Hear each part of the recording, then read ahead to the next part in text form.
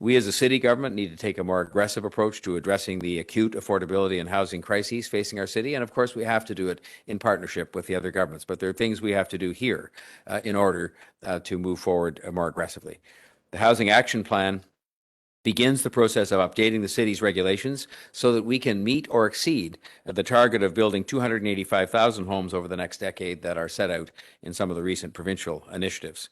This plan represents all aspects of the housing spectrum, from student housing to affordable housing to housing targets for the Portlands and for the waterfront.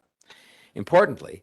this plan will bring the city into the 21st century by removing the exclusionary zoning that has focused growth in just a few areas of the city and prevented Torontonians from having a variety of housing choices. And I spoke extensively about this during the election campaign, that we simply had to broaden out the range of housing options that were available to people who wanted to make their lives here, people who were young and older, people who wanted to grow up in the same neighborhood, for example, that they wanted to live in the same neighborhood they'd grown up in, or seniors who want to stay in the same neighborhood in which they've spent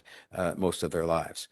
And that is why, at our first meeting and as the first item of business of the new City Council, I'm asking Council colleagues to direct the City Manager to develop this 2023 Housing Action Plan for the period between 2022 and 2026, which is our term in office, and to bring the updated plan back in a very short time, namely before the winter's over. The city manager would report to the executive committee no later than March on how this plan will be actioned, with clear timelines for council approval, implementation, and the potential units that will be created.